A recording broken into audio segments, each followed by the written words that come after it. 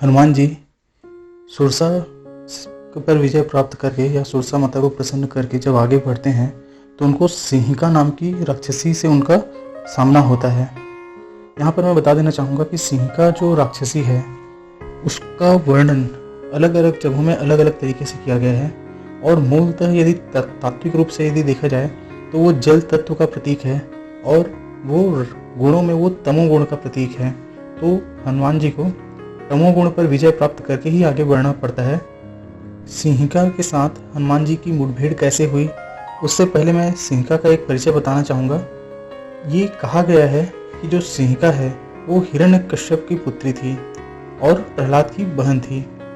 हिरण्यकश्यप के इस पुत्री के 102 बच्चे होते हैं जिनमें से एक स्वरभानु नाम से राक्षस रहता है जिसको अमृत मंथन के समय भगवान विष्णु ने जिनका गला काट देता है और उसका सिर राहु का और धड़ केतु बन जाता है।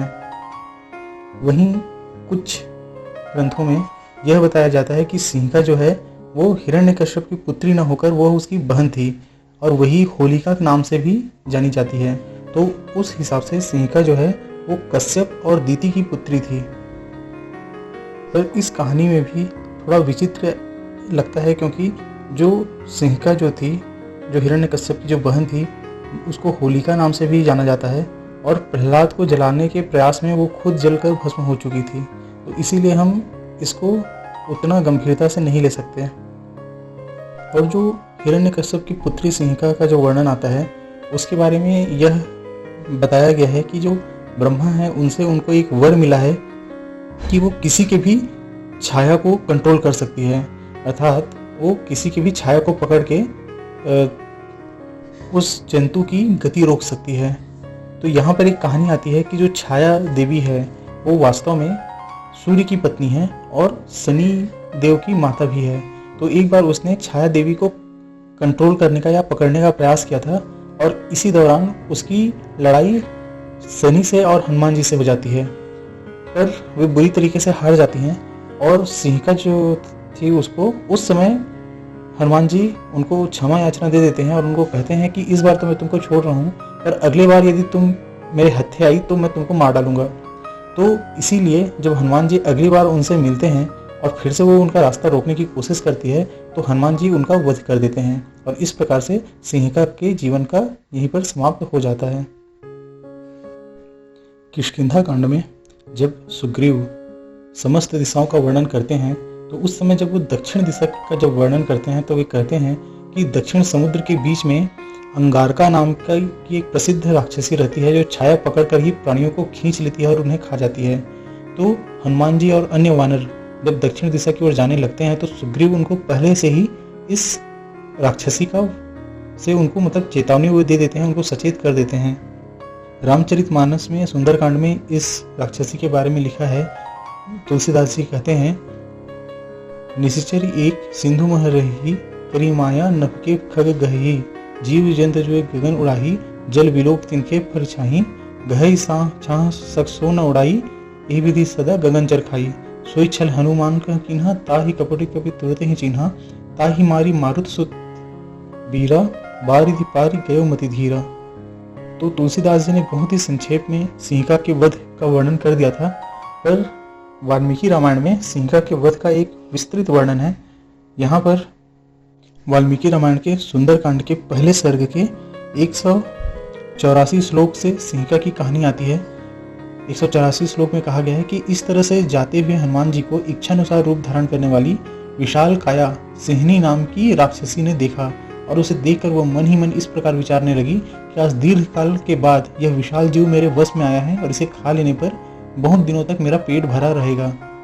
और ऐसा हृदय में सोचकर उस राक्षसी ने हनुमान जी की छाया पकड़ ली और छाया पकड़ी जाने पर वीर हनुमान ने सोचा कि सहसा मुझे किसने पकड़ लिया, किसकी पकड़ से मेरा पराक्रम पंगु हो गया। जैसे प्रतिकूल हवा चलने पर समुद्र की जहाज की गति अवरुद्ध हो जाती है, वैसी दशा आज मेरी भी हो गई है। यह सोचते हुए हनुमान जी ने उस समय अगल बगल ऊपर और नीचे दृष्टि डाली। इतने में ही उन्होंने समुद्र के जल से ऊपर उठा एक विशालकाय प्राणी दिखाई दिया। उस विशाल मुख वाली राक्षसी को देखकर हनुमान जी सोचने लगे कि वानरराज सुग्रीव ने जिस महापराक्रमी छायाग्राही अद्भुत जीव की चर्चा की थी वह निसंदेह यही है। और तब हनुमान जी ने निश्चय करके कि वास्तव में यही सिंहिका है, ऐसा सोचकर अपने शरीर को बढ़ाना आरंभ किया और वे विशालकाय हो गए। जब हनुमान जी का शरीर बढ़ता वो सिंहिका ने देखा तो सिंहिका ने भी अपना मुंह पाताल और आकाश के मध्य भाग के समान बढ़ा लिया और मेघों की घटा के समान गर्जना करती हुई उस वानर वीर की ओर उसकी ओर दौड़ती है। और फिर बताते हैं कि जब हनुमान जी देखते हैं कि सिंहिका का शरीर बहुत बढ़ गया है तब वे अपने शरीर को संकुचित कर लेते हैं और उसके विशाल मुख में गिर जाते हैं। 198वें श्लोक में यह बताया गया है कि हनुमान जी ने उसके हृदय स्थल को ही नष्ट कर दिया, अतः वो प्राण शून्य होकर समुद्र के जल में गिर पड़ी और विधाता ने उसे मार गिराने के लिए ही हनुमान जी को निमित्त बनाया था। और जब सिंहिका मर जाती है तो उस समय आकाश में विचरने वाले सभी प्राणी उस कपिश्रेष्ठ की तारीफ करने लगते हैं, हनुमान जी की तारीफ करने लगते हैं और वे कहते हैं कि आपने इस विशाल प्राणी को मार गिराया है, अब तुम किसी भी विघ्न बाधा के बिना लंका पहुंच सकते हो। और वे कहते हैं कि जिस पुरुष में तुम्हारे समान धैर्य, सूझ, बुद्धि और कुशलता ये 4 गुण होते हैं उसे अपने कार्य में कभी असफलता नहीं होती। तो दोस्तों, ये थी सिंहिका की कहानी जो कि आपको रामायण से मिलता है। परंतु मेरे नज़रिए में सिंहिका की कहानी यहाँ पर ख़त्म नहीं होती, या फिर दूसरे तरीके से कहा जाए कि सिंहिका की जो कहानी है उसके साथ सिर्फ इतना कहकर छोड़ देना कि वह एक राक्षसी थी, उसके साथ अन्याय होगा। एक लेखिका इंद्राला बासु के अनुसार, जिनके वीडियो का लिंक मैंने आपको डिस्क्रिप्शन में दिया है, सिंहिका एक वीर माता थी जिसने अपने पुत्र के बदले के लिए या पुत्र के साथ हुए अन्याय के बदले के लिए लड़ाई लड़ती है। क्योंकि कहानी की शुरुआत तब होती है जब भगवान विष्णु द्वारा उनके पुत्र का गला काट दिया जाता है, जब वे अमृत मंथन के बाद हो रहे अन्याय का विरोध करते हैं। तो बसु जी के अनुसार यदि भगवान राम अपने साथ हुए अन्याय के विरोध में सारी लंका नष्ट कर देते हैं तब उन्हें महापुरुष कहा जाता है। तो सिंहिका जो कि अपने बेटे के साथ हुए अन्याय का विरोध करने के लिए हनुमान से भिड़ जाती हैं, तो उसे राक्षसी क्यों कहा जाए? तो उनके हिसाब से यह कहा गया है कि सिंहिका जो है वो रामायण की उन औरतों में से हैं जिनके चरित्र को हीन बताकर प्रस्तुत किया गया है और उनके साथ अन्याय हुआ है।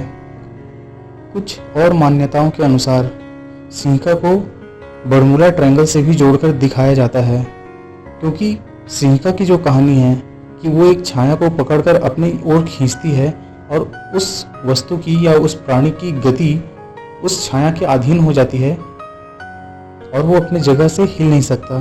तो कुछ यह कहानी बर्मुडा ट्रायंगल जो आज भी एक मिस्ट्री बनी हुई है उससे बहुत कुछ मिलती जुलती ही है। कुछ विचारक सिंहिका को एक बड़ी मछली जैसे कि ब्लू व्हेल के रूप में देखते हैं और वे ये कहते हैं कि सिंहिका वास्तव में कोई एक राक्षसी या कोई मनुष्य या राक्षसी जाति की ना होकर वो एक जंतु थी जैसे ब्लू व्हेल है, और उसको हनुमान जी के द्वारा सामना होने पर हनुमान जी ने उनका वध कर दिया। पर ये थ्योरी थोड़ी सी गलत इसलिए लगती है क्योंकि यदि वो जंतु होती तो उस प्रजाति के और भी प्राणी पाए जाने की संभावना होती, जो कि रामायण में प्रदर्शित नहीं किया गया है। रहस्यवादी और तत्ववादी लोग सिंहिका को जल तत्व और तमोगुण का प्रतीक मानते हैं। यदि आप तमोगुण के लक्षण को देखें तो हनुमान जी के ऊपर किए गए सिंहिका के प्रयोग या सिंहिका के प्रभाव को तमोगुण से बिल्कुल आसानी से समझा जा सकता है। तमोगुण में मनुष्य जो है आलसी हो जाता है, उसके हाथ पैर हिलना बंद हो जाते हैं और वो एक निष्क्रिय सा हो जाता है। तो हनुमान जी को भी सिंहिका ने कुछ ऐसा ही बना दिया था।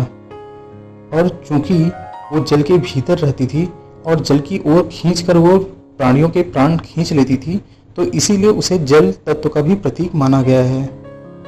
मित्रों, आपको ये वीडियो कैसा लगा जरूर बताइए कमेंट बॉक्स में। यदि आप किसी और रामायण के पात्र या किसी भी पौराणिक पात्र की कहानी जानना चाहते हैं तो कमेंट बॉक्स में अवश्य आप इस बात को मेंशन कीजिए। इस वीडियो को जरूर लाइक शेयर कीजिए और मेरे चैनल को जरूर सब्सक्राइब कीजिए। अगले वीडियो में मैं आपको बताऊंगा लंकिनी की कहानी कि लंकिनी क्या प्रदर्शित करती हैं और उनका विवेचन करने का मैं प्रयास करूंगा। बोलिए जय श्री राम।